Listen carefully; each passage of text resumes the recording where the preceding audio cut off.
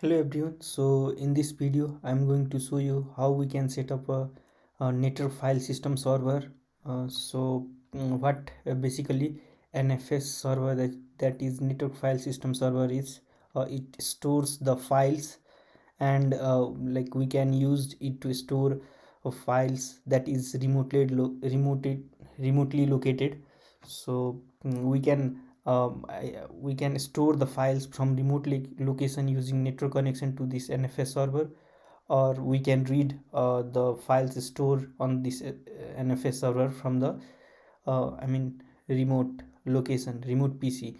So basically, in server, our client is connected using a network connection. So in this example, we have single PC, but there might be a large number of PC that can connect to the NFS server and store the file there or read the files from there. So in our case, the NFS server has IP 192.168.101, and a client has IP 192.168.1.100. Okay, so I have actually two servers. So if you see the IP of the server is 192.168.1.1, and IP of the client is 192.168.1.100. So let's start with the server configuration. So the first step is to install the required package. So to install the package,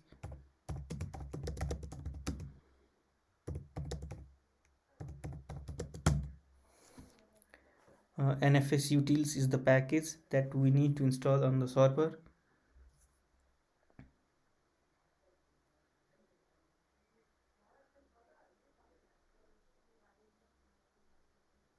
Okay, the package installation is complete. To verify that, rpm-q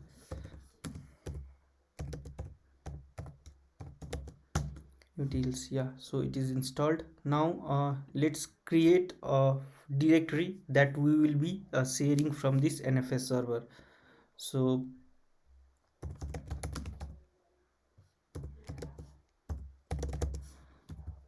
I am going to create one directory, that this data directory, and I will be sharing it to the client of this NFS server.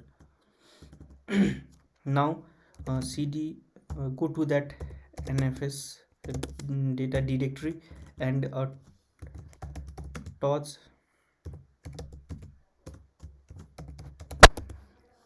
create a few files. So NFS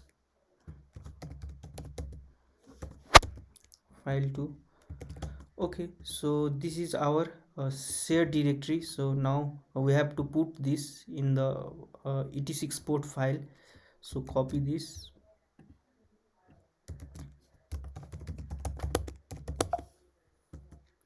so we are going to share this directory NFS data, and so we have to put that and the subnet of the client. So in my case, subnet of the client is 100. If you have, like, if you want to specify one IP or multiple IP or slash subnet, this is also fine. And so in my case I have just put the slash 24, so all the IP of this subnet will be able to connect to this NFS server. And then we have to specify the option either read write. So I will be reading as well as writing from the client machine, so I will specify read write and sync. So in case of sync, uh, the read request or write request from the client will be only served if there is persistent stage of storing data in on the server. So this is entry.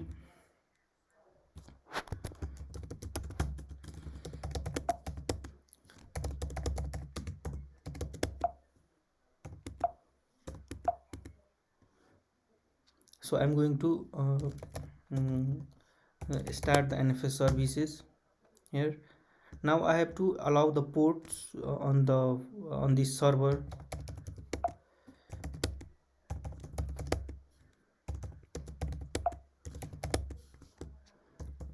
So for that I have to allow mount d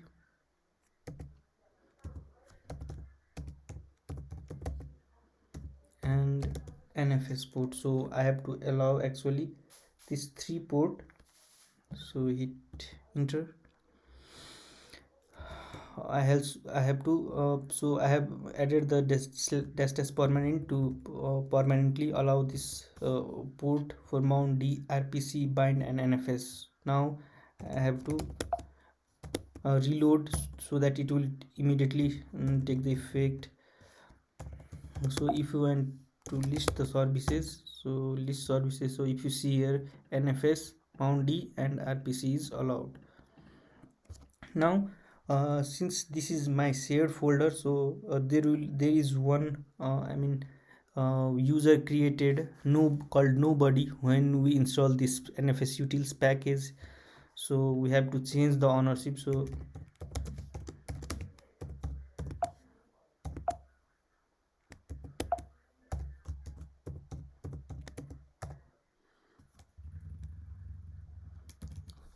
CHOWN is nobody data. So uh, verify if ownership is changed, group and on user ownership. Okay, so nobody, so it's fine. So let's restart the NFS server services. So this is the server side configuration. Now let's move to the client side configurations. For that,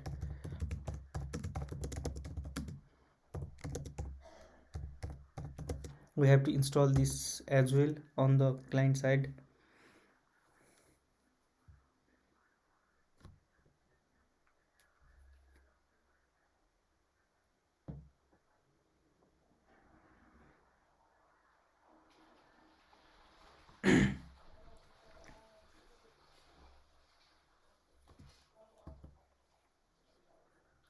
Okay, so the package installation.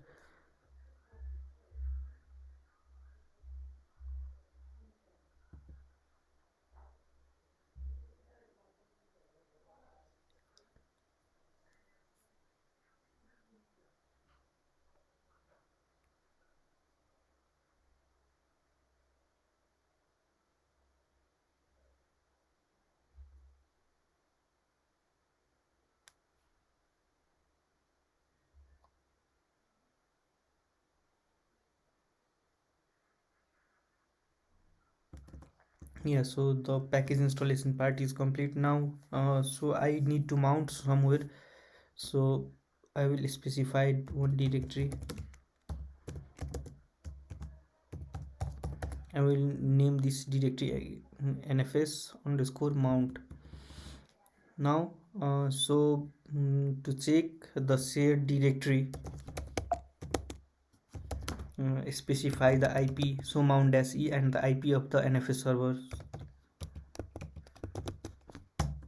So if you see here, it has listed this directory is being mount, and this subnet is being allowed mm, on this NFS uh, uh, data directory. So for that, what I'm going to do is we have to enter this entry inside the FS tab. So let me copy this one, FS tab.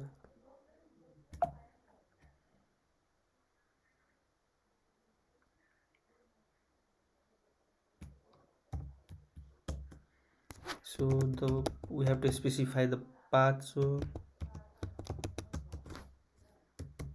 NFS data, where I am going to mount NFS mount. File system is NFS, option is defaults, and then 0 and then 0.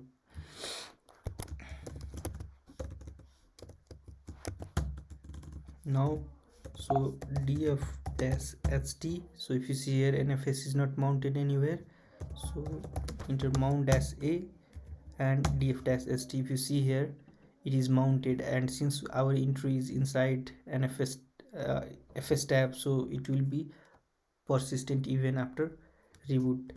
So let's check if we can access the content of the NFS server. So cd/nfs, if you see here we have this NFS file. So this is client machine, but we have these two files that we have configured on the server. So cd slash,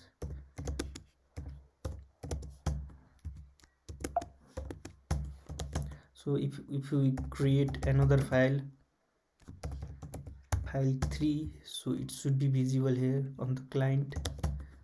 Yeah, file 3. So this is all about configuration of the NFS on the CentOS 9 or Red Hat 9 machine. Thanks for watching the video.